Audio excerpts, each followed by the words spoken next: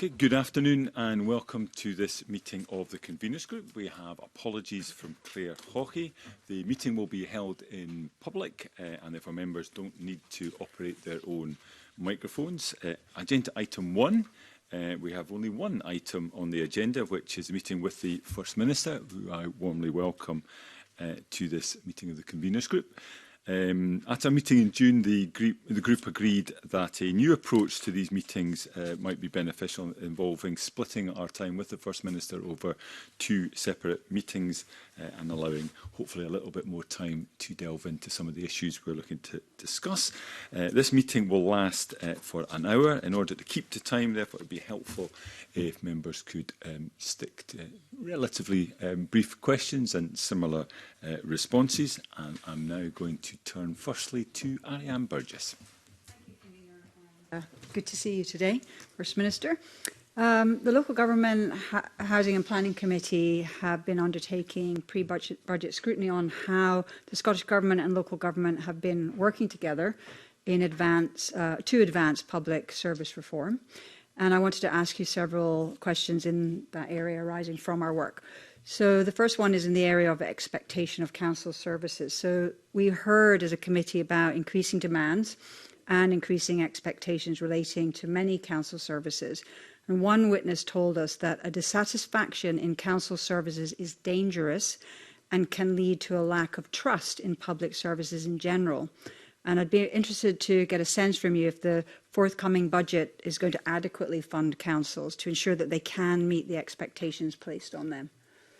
I recognise the importance of these issues, and I would set my answer within the context of the approach the government took to the setting of the budget for this current financial year, which was the first year set under my leadership as First Minister. And I promised the Convention of Scottish Local Authorities that there would be deep and sustained engagement with COSLA about the formulation of the government's budget, and particularly the impact for local authorities. And one of the things which heartened me out of the whole budget process was the fact that COSLA made it clear publicly that they felt that commitment had been honoured. And that mattered to me because I think the starting point to address some of the issues that Ms Burgess puts to me is about having a good, substantial, engaged process. Now, of course, I think virtually every budget holder who's ever existed wants to have more money. So I accept that premise.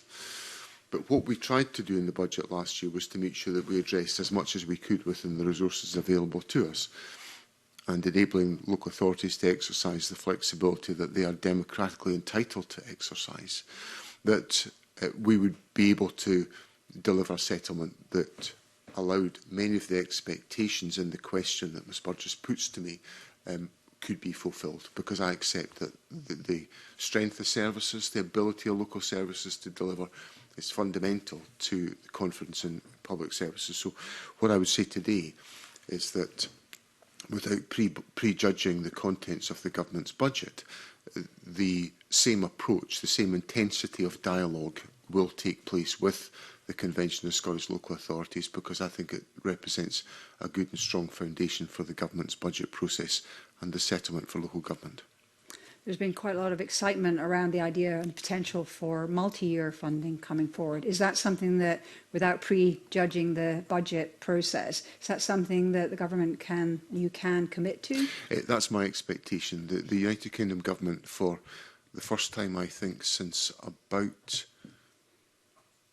probably pre-COVID, I think, has now produced funding settlements over a 3-year period. That then enables us to provide much more funding certainty, not just for local authorities, but for other bodies. So that would be my expectation of the product of the budget and spending review process that the government concludes. And connected to the multi-year budgets, we heard from one witness that a multi-year budget would support local authorities' delivery on your key ambitions, one of which is tackling the climate emergency. Yeah. And the committee anticipates collaborating with others to scrutinise the draft climate change plan later this year. And we intend to focus on buildings and local authorities' role in delivering net zero. How would you ensure that local authorities are suitably resourced to do that? We have to make sure that we Well, the assurance I give the committee is that we will try to give the strongest settlement we can to local government. I acknowledge the importance of local authorities in delivering public services in the country, and certainly as part of the agenda on climate action, local authorities need to be resourced to enable that, as do other public bodies. The same issues apply in the National Health Service and in various other parts of the public service. So we will try to deliver the best settlement we can. We will be mindful in approaching. I've brought an intensely sharp focus to the government's priorities around the 4 themes of the government's programme, around eradicating child poverty, growing the economy, taking climate action and strengthening our public services. Those foundations for the government's programme will be the foundation of the budget and the spending review, because I acknowledge that on many of these challenges, these are long-term challenges. We will not eradicate child poverty in one budget. We'll need to have very sustained focus on that, and that will be delivered. Similarly with climate action. So these sentiments, these principles, will underpin the government's budget. Thank you. Okay, I'm going to go to Edward now. First Minister, if you can cast your mind back to March 2021, it was on the 24th of March that the Scottish Government responded to the committee reports on the climate change plan. The next day, the Parliament dissolved for the election. The gap between the committee's reporting and the debate in the chamber was 2 working days, and the gap between the debate and the dissolution of the Parliament was 2 weeks. We ended up with unachievable targets, and I would suspect some politics being played in that process. I think we're in danger of doing that again. Do you share my concerns? I certainly, if I can properly recall the events of 2021, I seem to remember that, we are now delving into the depths of the filing cabinet that is in my mind. The government brought forward an approach which Parliament essentially wanted to push further, and that is where I might. And the government's position was a position anchored in what the Committee on Climate Change had advised the government about, and I think Parliament took decisions that were not. Well, let's just say there was pressure for the government to go further than the evidence suggested, and the government went there. So if we can all, in the gentility of this exchange, accept that politics was at play, then I agree with Mr Mountain. And I'm anxious to avoid that, because I think, as I just answered Ms Burgess, taking climate action is an absolute necessity for the government, but I would contend also for the country. So therefore we have to get this right. We have to have plans that can be delivered, that can command public support and agreement, and I'm keen to make sure that we build that agreement in Parliament. Okay, so some people would be surprised that I probably agree with most of what the First Minister's just said, and I accept the position that the government took a line and was pushed further. But it all happened because there was so little time for this to be properly considered. Now, we're in the same position, in my mind, again, First Minister, that we have got your Cabinet Secretary is aiming, her word, not mine, to produce a climate change plan in late October, early November. There'll then be 12 weeks of public consultation, which will take us up, by my maths, to roughly the end of January. Civil servants will then have to go through all the responses, which will probably take a month, and produce them. Committees at this stage will have to be working, all committees across the Parliament, on the issues in the climate change plan, which means that we'll be well into March before we consider the final climate change plan and debate it in the Parliament. For me, that's too late. Do you share my frustration that there are delays? And would you undertake now to move this process forward as fast as possible to make sure all the deadlines are met, so that this Parliament can truly consider the climate change plans without playing politics in the last few days of the session before the Parliament is dissolved?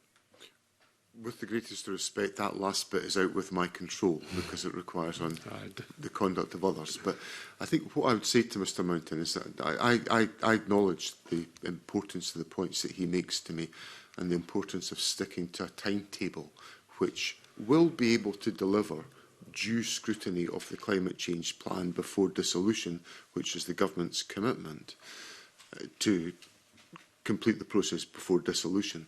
And I think there is adequate time for scrutiny, but it requires those deadlines to be met. So I do accept that there's a connection between different steps in the process. Now, if my recollection is correct, there are essentially timetables that relate to when the order for the interim targets is agreed by Parliament, if that is agreed, to then the lodging of a plan, which has then got to substantiate that, and then the various consultative processes that Mr Mountain has set out.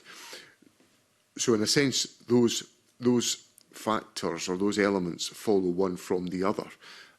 But I give the assurance that the government is working to the timetable that's been shared with the committee. Okay, and thank you for that. I mean, I think what's important is the committee has produced their report. I think it was published yesterday on the carbon budgets. So I'm hoping it will be discussed by the Parliament prior to recess, which should ensure there's no impediment for the Cabinet Secretary to lay the plan within the timescale. And in my understanding of the timetable, I think that I take the same view. Okay. So my question is, First Minister, is that when the climate change plan is laid, there will be a lot of work that needs to go on behind the scenes by committees to ensure that the draft climate change plan delivers. So will the government, under your guidance, assist committees by producing information as and when it can and not doing it all right up at the last moment, so that committees can respond and be fleet of foot to the current thinking as it comes out during the period November to January? I certainly commit to engage constructively with committees on that question on the government's behalf. That is the direction I give to government at all times. Members of the government know that their engagement and the requirements of parliamentary committees and process of chamber business take absolute priority in their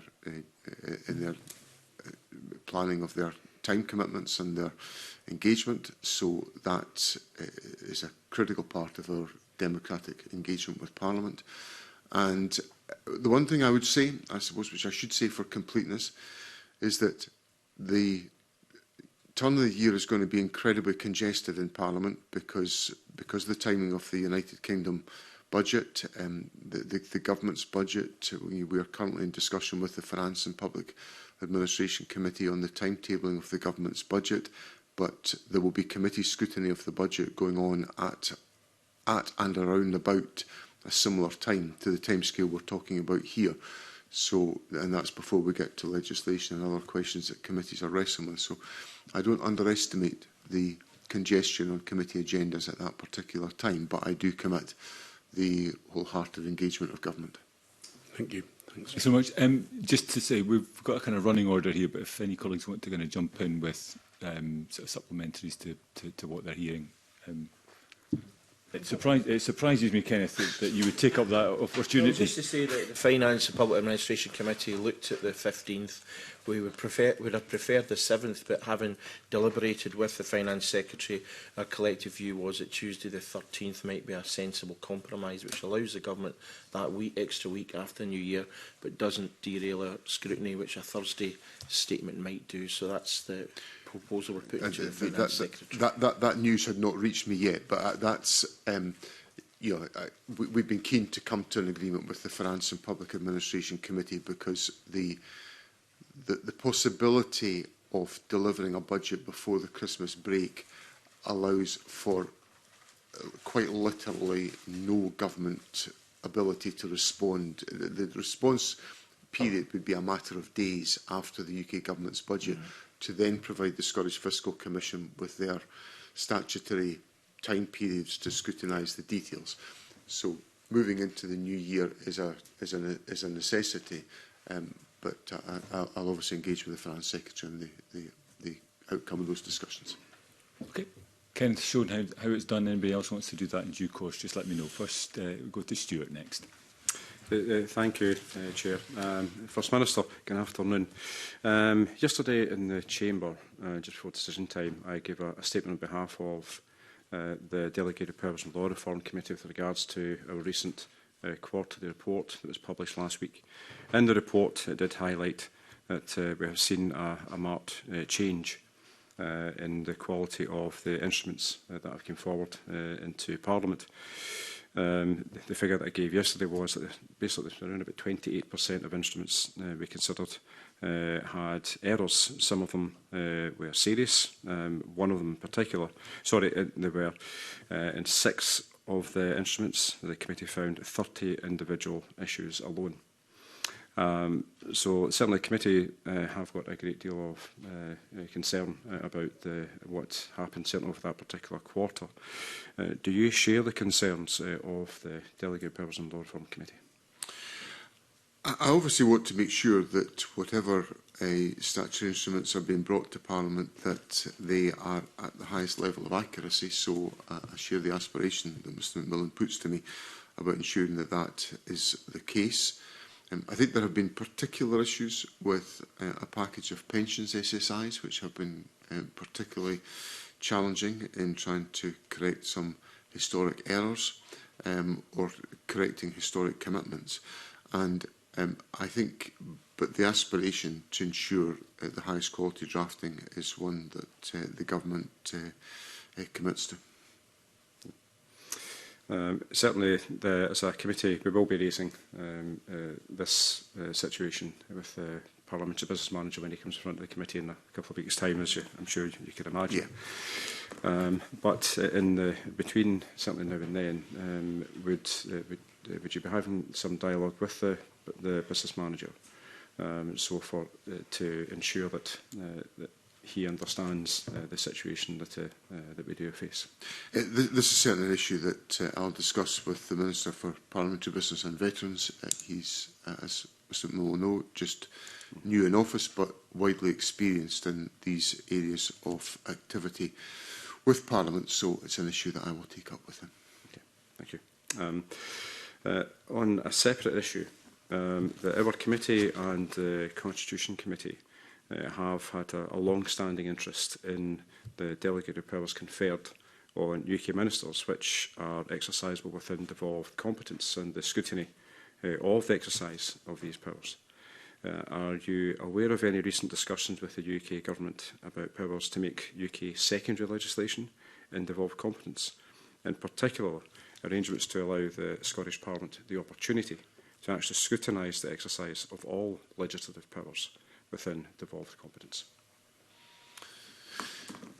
I'd have to check if there's been any specific engagement on the level of detail that Mr McMillan puts to me. And just before I go on to say more about this, I would make the point that I do think there can be significant challenges for committees of the Scottish Parliament to engage on matters of legislative activity from the United Kingdom Parliament, where there is an issue of shared, well, of legislative competence implications for the Scottish Parliament. So I think sometimes ministers in the Scottish Government have to come before Parliament to explain why there is limited opportunity for scrutiny of a piece of Westminster legislation, not because it's been held up at our end, but quite simply because we have been engaged in the process quite late in the proceedings.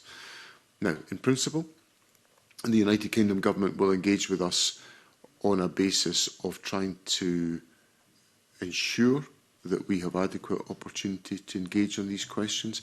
It doesn't always happen, I have to say, and that then results in Scottish ministers having to come before committee or Parliament to explain such arrangements. And I don't in any way, shape or form think that is desirable, nor do I think it's desirable for Scottish ministers about our own areas of competence to be coming here late in the day to explain issues.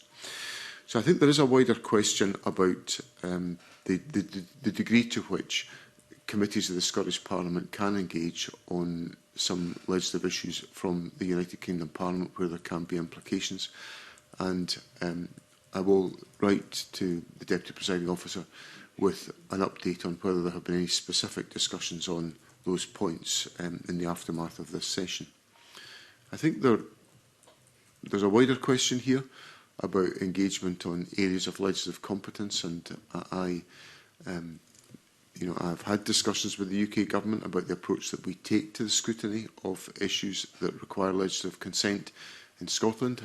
As Mr McMillan will know, I do not in any way, shape or form support the right of the United Kingdom Parliament to legislate in areas of devolved competence over our heads.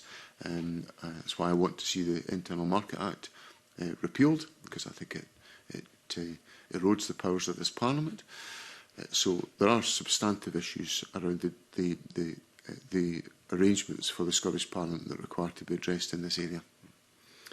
Thank you. I mean, certainly, just on the Internal Market Act, as a consequence of that, I mean, we as a committee have seen an increase in the level of LCMs coming forward, and I think it would be helpful for the committee if we could have an update from the Scottish Government when discussions do take place, just with regards to any progress that's been made in that. Well, we have, this has been a priority for the Scottish Government, and we've advanced this in discussion with the UK Government. I have to say I'm totally frustrated by the unwillingness of the current United Kingdom Government to repeal the Internal Market Act.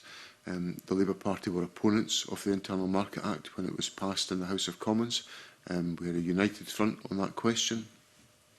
They now form the government, but are not willing to repeal the Internal Market Act, despite the fact that the Scottish Government has given commitments around questions on the use of common frameworks, which I recognise the necessity for such provisions as common frameworks. But the crucial point about common frameworks is that they respect the devolution of powers to the Scottish Parliament. The Internal Market Act does not do so. It provides the ability to countermand the powers of the Scottish Parliament, and I think that's unacceptable. Okay, thank you. Thank you. Sure. Unless somebody else wants to jump in, I'm going to come to Claire. Thank you, and I thank Mr McMillan. He's kind of take my questions from much of this morning. Obviously, transparency has been a key issue for the SEAC committee in relation to how devolution is working, particularly post-Brexit and post the implementation of the Internal Market Act.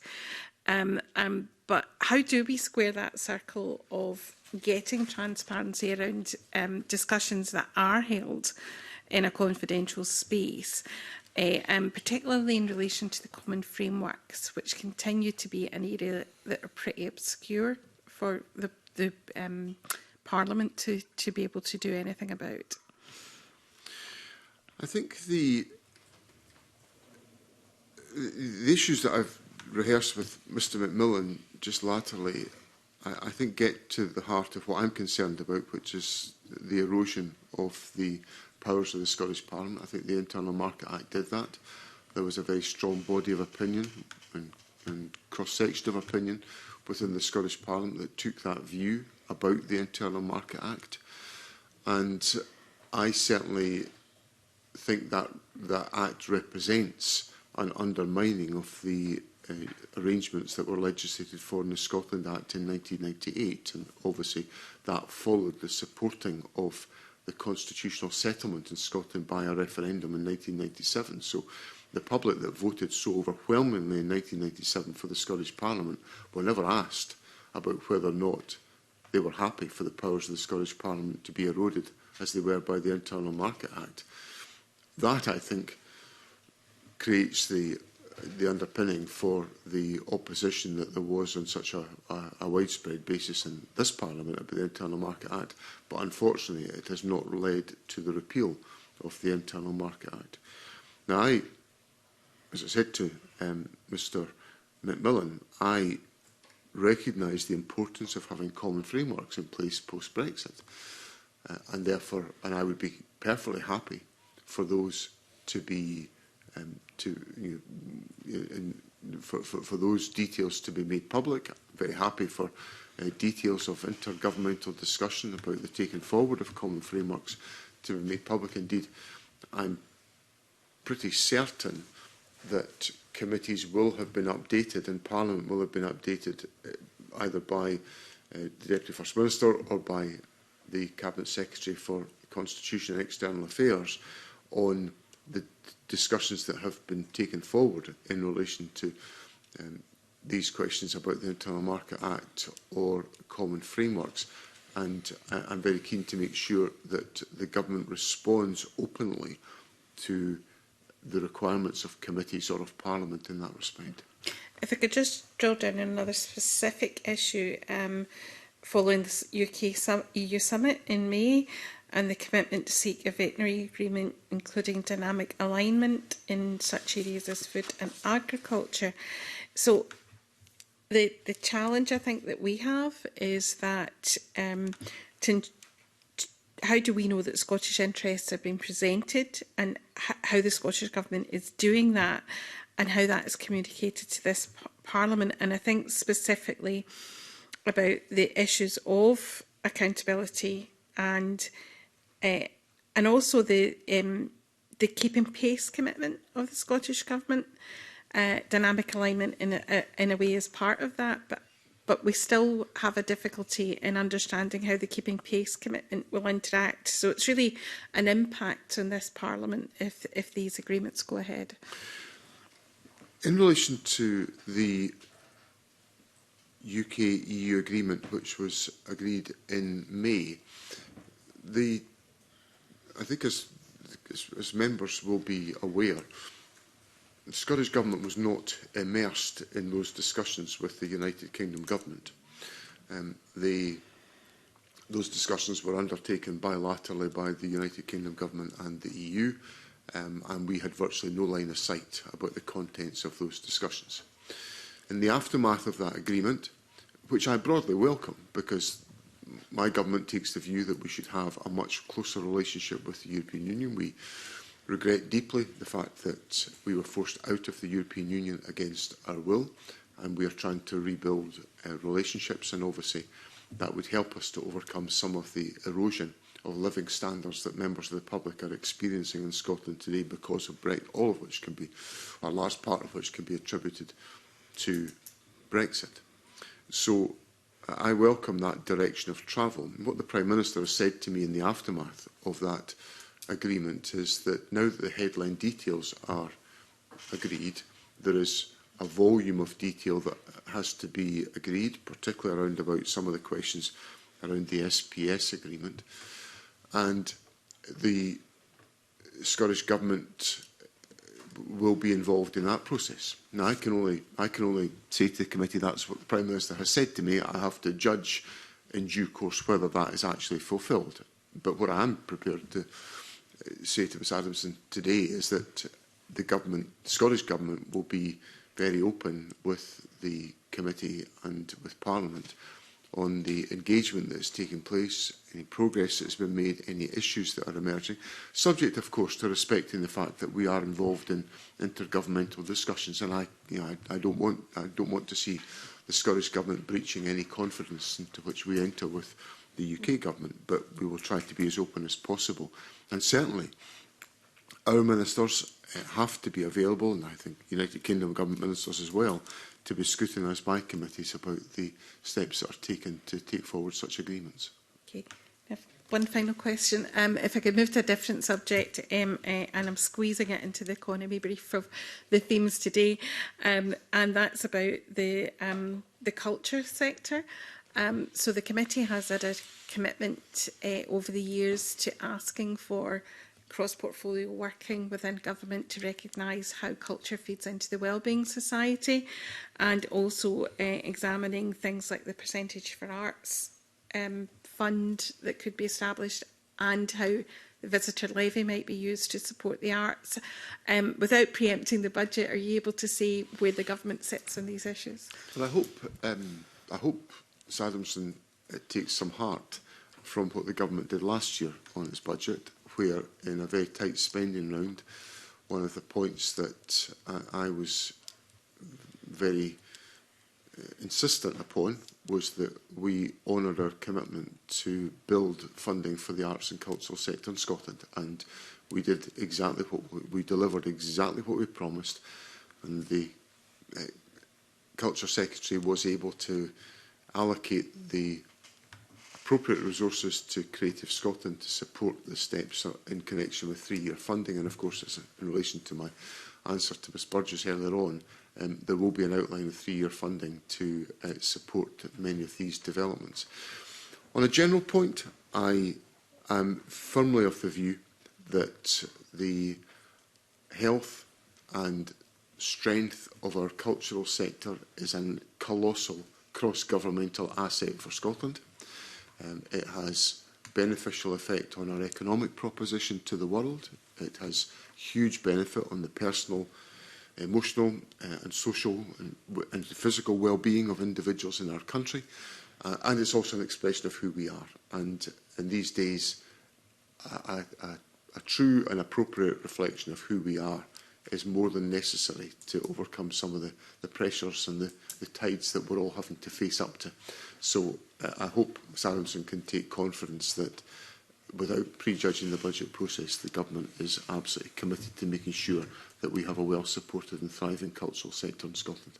Thank you very much, First Minister. Thank you. Mention of the budget's triggered Kenneth again, who wants a quick supplementary. Kenneth. It's actually not about the budget per se, but it's about the way that the Creative Scotland actually disperses its budget, because the last time I looked, the per capita spend in Edinburgh and Glasgow is 10 to 15 times higher than it is in North Ayrshire. Now, I appreciate that there are national companies in our cities, and I would always expect the per capita spend to be higher because taking that into consideration, but even allowing for all these other factors, there is clearly an issue about where Creative Scotland and other public sector bodies spend cultural funding, and I think I would just ask if the First Minister will do more liaising with Angus Robertson to ensure that other parts of Scotland are able to benefit from the cultural investment that the Scottish Government is making in a somewhat more equitable basis.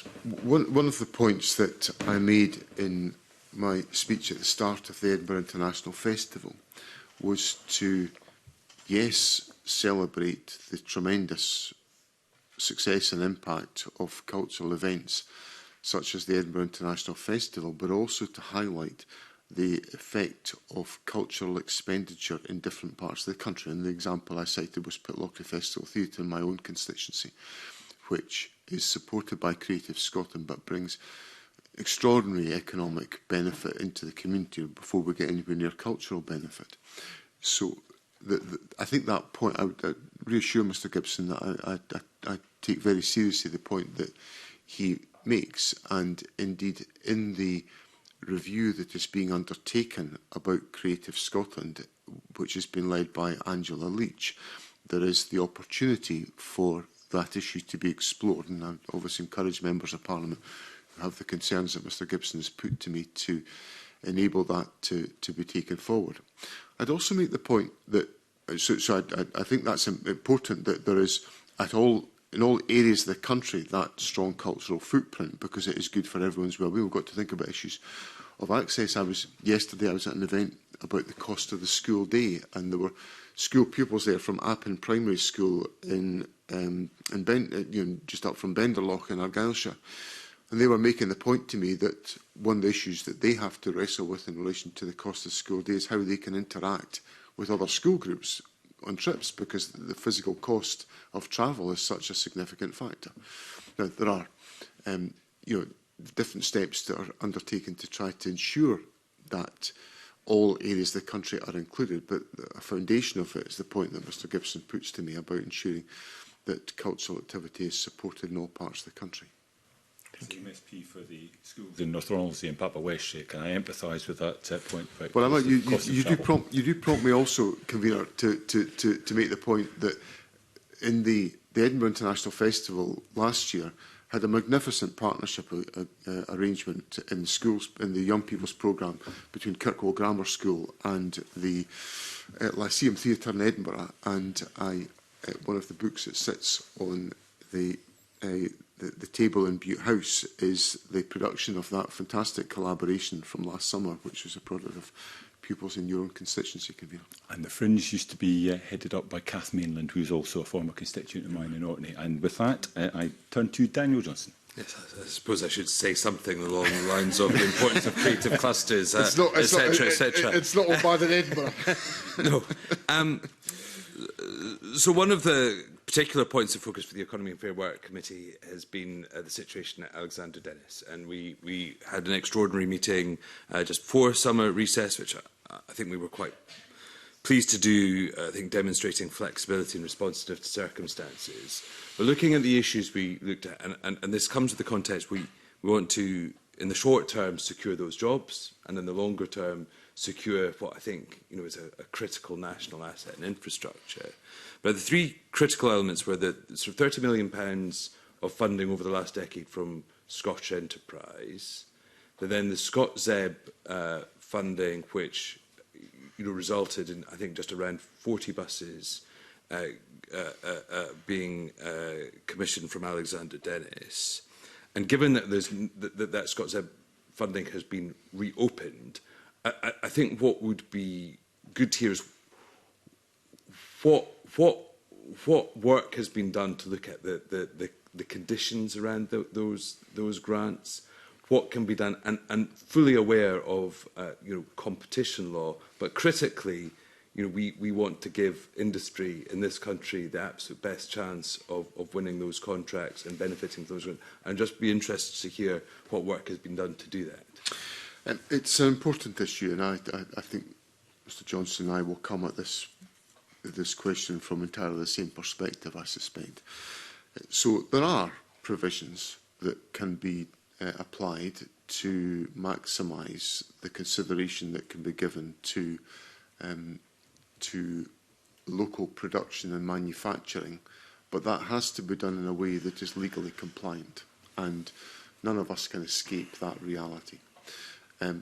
So what I would say is that we are actively engaged in maximising those opportunities, and if there is any further legislative change that makes that easier, then I would assure Mr Johnson that we will seek to use any of that space that is available to maximise the importance of that local manufacturing capability, because the intervention the Scottish Government has made on Alexander Dennis through the offer of the furlough arrangement is essentially a bridging arrangement to get the company to a position where it can be more confident about its ordering position, and on the basis of the information that I have, that confidence is growing. But we need to make sure that any steps that we're taking in relation to maximising the opportunities for local manufacturing production, we have to do that in a way that's compatible with the law. So I understand. I mean, just so very specifically, my understanding is ScotZeb funding has been opened up. That was what Transport Scotland announced in August. There's another £40 million available. Has there been any revision to either the criteria applied or the operation of that fund with these matters in mind? Well, there's a live process underway there, so I better not be too specific about what I say, but let me just in general give Mr Johnson the assurance that the Government will be looking for every possible opportunity that we can have within the law to try to ensure that we are able to anchor manufacturing capability here in Scotland. So on a similar note, and again, mindful of the restrictions of the Subsidy Control Act, there was perhaps, if I could put it like this, a difference in emphasis potentially, or at least I think aspects of the Subsidy Control Act that were alluded to by the UK government, particularly around the possible use of the Crown Commercial Service and the status with which countries such as China have as being non-treaty countries. Again, I was just wondering what examination of in terms of the possibilities within the current legislation there may be, and whether or not potentially different perspectives or different emphasis could be applied again to maximise the opportunities we have to make contract awards to indigenous manufacturers? These avenues have got to be fully explored in all circumstances, and I would assure Mr Johnson that in relation to the approach that we take on any of these situations, that is the approach that we take. So it's quite literally my guidance to ministers and officials on any of these cases is to leave no stone unturned. And that involves also, if the opportunity arises, for collaborative engagement with the United Kingdom Government, because there may well be flexibilities which are available through their channels that are perhaps not available to us within our responsibilities. So we have to be open to maximising the scope for intervention and endeavour where we can to try to maximise domestic production. And just finally, on that point, you know, as part of some of the information that I've seen, so regarding this matter, that the UK government stated that it is looking at overhauling procurement rules, with very much looking at kind of the protecting kind of national economic interests. And I was just wondering what engagement the Scottish Government has had, or what attempts it has had to perhaps feed into any legislative or regulatory change in this space. Well, we've had a number of ministers have had a number of conversations with UK ministers on these points, and I myself discussed these questions with the former Chancellor of the Duchy of Lancaster, Pat McFadden, before he's moved on to other responsibilities. So these issues have been and are being explored. The way these structures operate, essentially, we have our own procurement legislation in Scotland, but it has to sit within the context of any requirements of United Kingdom law. So any act that we pass, any intervention we make, has got to be compatible with the Subsidy Control Act, as one example, because if not, we will fall foul of legal scrutiny. And so if there is a more, and I recognise in some of the comments that have been made by United Kingdom Government ministers, if there is any scope for there to be differences in approach taken, legislative changes that make it more supportive of being able to utilise domestic manufacturing, then obviously the Scottish Government will be keen to make sure that we are able to be part of those discussions and to secure any of those enhancements. I'll maybe come back to you, unless it's directly related to that. I want to get Kenny and Karen in, but I just lost track of time. I just wanted to check. We all do that in this group. Kenneth. I've only got 12 questions for you, First Minister. No, just the 12. First question I would like to ask is about reform. The Scottish Government has made clear its commitment to public sector reform, but how are the Government's reform objectives being aligned with its declared priorities to ensure optimum delivery of public services? The Government essentially is taking forward a number of steps which are part of, which were essentially, I suppose the detail of them were shared publicly just prior to the summer recess with the publication of 3 particular documents which are relevant in this area. The document on public sector reform, published by Ivan McKee, the population health framework that was published by Neil Gray, and the medium-term financial strategy published by Shona Robison.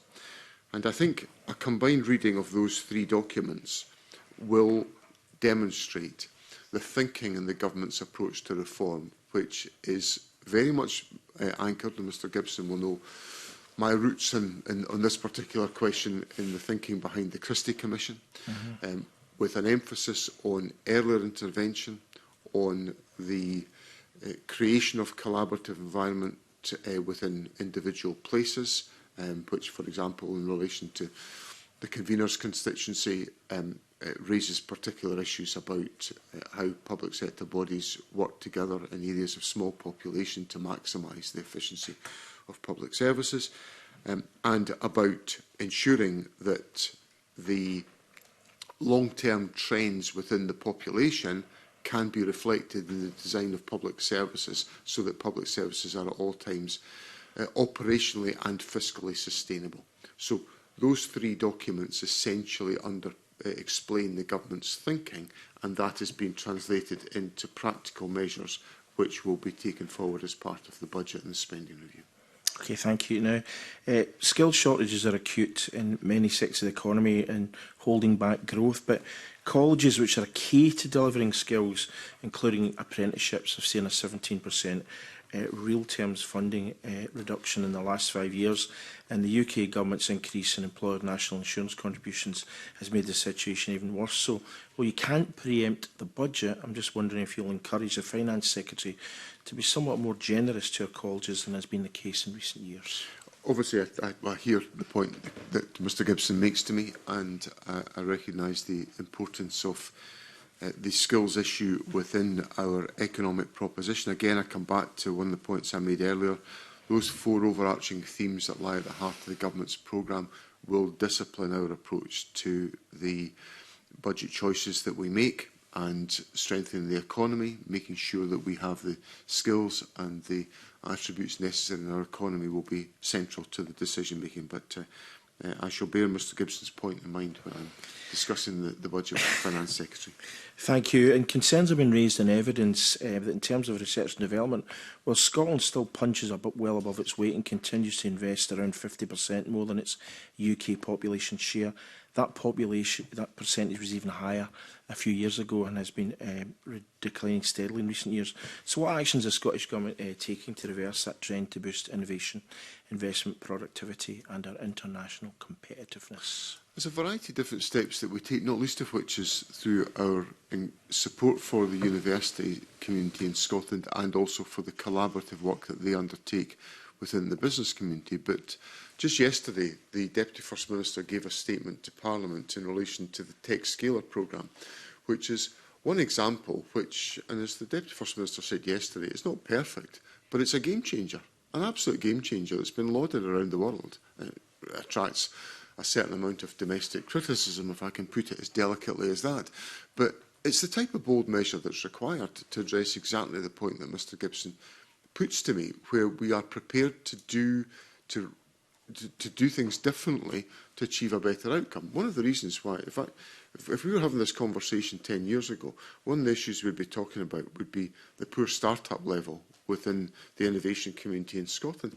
That discussion's gone away because of the steps the government took to support the creation of an entrepreneurial ecosystem. And we've had some great collaborations with Entrepreneurial Spark, with Scottish Edge, and Scottish Edge is now creating huge returns for the Scottish economy as a consequence of, it's a collaboration between the government and the private sector, and it's encouraging a much broader range of business startups, and there's, we're in a leading position in relation to business startups in the United Kingdom and across Europe. So by active intervention of the type that I'm referring to here, we can change the trajectories that we experience, and as a consequence, economic performance can improve as a result. Big fan of tech scalers and all that they do. In terms of intervention to make things better, we've got about 120,000 people who are economically inactive but who want to work. Now, there's a number of employability programmes across Scotland. Some are doing extremely well, some not so well. And I'm just wondering what assessment the Scottish Government is undertaking to ensure that we invest in those employability programmes that are delivering and disinvest in those that aren't, so that we get the best return for our investment and get more people back into work and get that job that will take them out of poverty. This point of differential performance is very significant in the government's review of employability schemes. So the Deputy First Minister leads on this within government and is taking a forensic approach on exactly the question that Mr Gibson raises.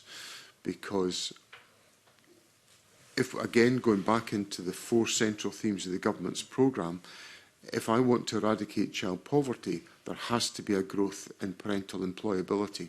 And some of the individuals who are amongst the 120,000 people that Mr Gibson put to me, who are economically inactive, want to work, we have to make sure. Now, those individuals are likely to require support and assistance to enable them to be economically active.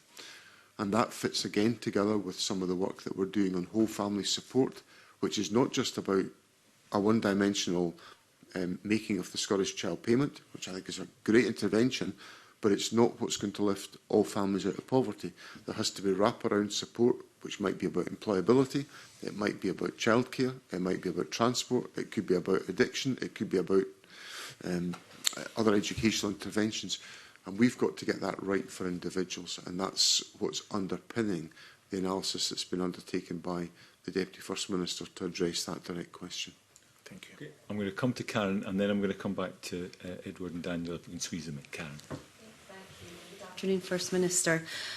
Earlier this year, the Equality, Human Rights and Civil Justice Committee undertook an inquiry into the operation of the public sector equality duty in Scotland. And earlier this week, we have published our report.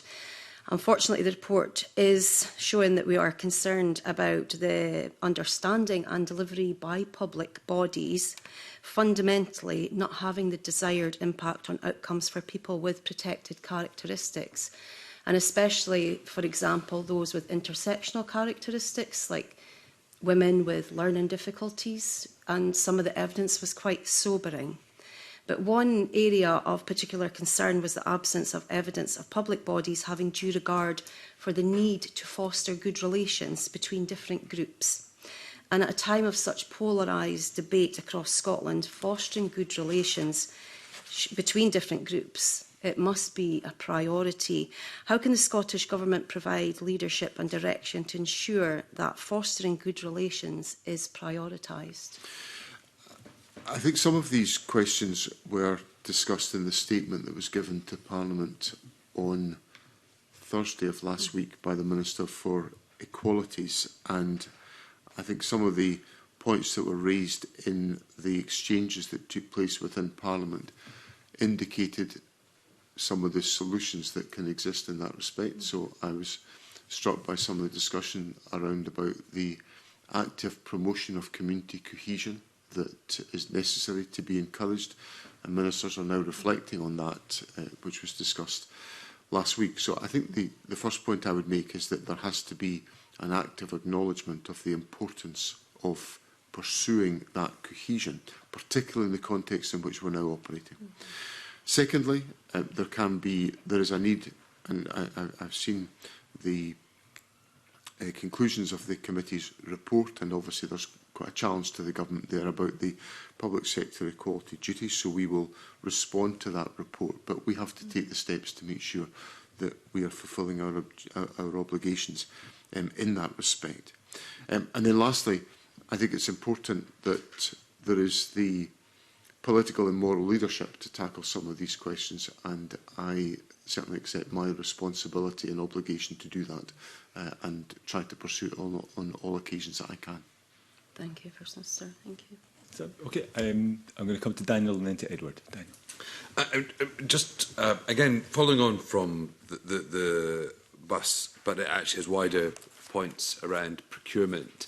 The recent Strategic Defence Review made clear that we need to have a renewed focus on resilience. I think we're also in a context where we have to have a kind of renewed look at kind of questions of national security. And I just wonder whether or not some of these elements layer on top of the points around, the acquisition of critical infrastructure in Scotland, whether that's buses or indeed other things, and whether or not these considerations need to be added to or taken into account in these matters. They do, and as Mr Johnson will have heard from the statement that I gave to Parliament on the 3rd of September about the international context in which we are operating, I acknowledge that probably for the first time in my lifetime there is, I think, a genuine threat to the territorial security of the United Kingdom in a way that has never been conceived of during my lifetime. So we can't feel like that and not do something about it. And hence the changes that I announced to government policy on the 3rd of September are designed to address that from our responsibilities. Obviously, the United Kingdom government has other responsibilities. I'm also acutely aware that in a range of other resilience questions, and Cabinet yesterday had a paper before it which looked at the current posture on resilience questions. So this is a paper that comes to Cabinet periodically for us to refresh our view about the resilience challenges that we face. Although the question of national security is reserved to the United Kingdom government, there are issues of devolved responsibility that are affected by national security questions. So that's not me trying to say that's for somebody else to deal with. It's me acknowledging that in our areas of devolved competence, we have to be mindful of the national security implications of the steps that we take, the precautions that we take, the awareness that we have. And that obviously features strongly in the security briefings that are shared with me by representatives of the United Kingdom government, which are shared with me in Privy Council terms, and which are, influence my thinking about the steps that we've got to take as a government to address these questions. And would you include sort of potential vulnerabilities if we're acquiring critical infrastructure from overseas countries, and whether their ability to undermine those in the future might exist? These are significant questions to be wrestled with, and significant and difficult questions to be wrestled with, because in amongst all that, there are. I suspect Mr Johnson and I are probably both believers in free trade, but what comes with free trade can sometimes be complications, if I can put it as delicately as that, and we cannot, we ignore these issues at our peril. Okay, thank you. Thank you. And briefly, Edward. Thank you, Convener. First Minister, you're always looking to use money wisely and redeploy it where it's not needed. Both committees that I've sat on in this Parliament, the REC Committee in the last session and the Net Zero Energy and Transport Committee, felt that CMAL had had their day. They were a construct of a system that was required under the European Union legislation. They cost a huge amount of money every year. Committees recommended that they're reviewed, their positions reviewed, and perhaps they're replaced or put within Transport Scotland. Do you buy into that? Would you be happy to get the millions of pounds that would benefit from that and maybe enable you to pay off the CalMat pension deficit, which they hold as well? I think I acknowledge the debate. Indeed, the government's looked at these questions in the post-Brexit environment. So I understand the point. I think it is. I think we're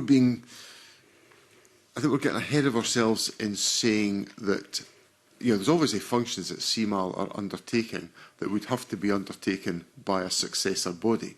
So the idea that somehow there's stuff being done there that doesn't really need to be done, I'm afraid that's not the case. CMAL have important responsibilities, not least of which is the managing of the acquisition of new ferry vessels that are coming into Scotland, and which we expect the first of those 4 vessels from the Chemney Yard in Turkey to be with us very shortly, and I will be delighted to see the MV Isla sailing into Scottish waters when it arrives, believe you me.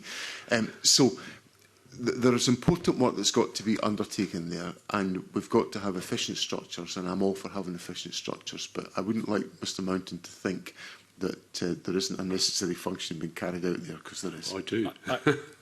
I'm conscious that at this late stage, throwing in ferries, which a number of us find triggering, is a dangerous step. I'm going to invite Stuart to come back in with a very, very brief question to round off. First Minister, not every MSP thinks that CMAL should be scrapped, and I think it's fair to say that the Audit Scotland, when they do their reports on CMAL, their reports tend to be extremely positive in terms of what CMAL actually does and delivers, including the 50+ jobs in Port Glasgow in my constituency. Is there anything you want to add? I do acknowledge the important points that Mr Mill makes, which is so essentially what I was trying to say, slightly less as the MSP for Inverclyde, but as the First Minister to Mr Mountain, because there is a very significant and sophisticated interactive role that CMAL are undertaking on our behalf, and it's professionally very significant as a role, and whilst of course it could be done in some other context, it's got to be done regardless. Okay. We all have our roles in this group, and mine is to draw things to a close by thanking the First Minister for his time, suggesting same time, same place next week, possibly with a slightly refreshed cast. But thank you very much indeed for your time, and thank colleagues, and I'll close the meeting there. Thank you.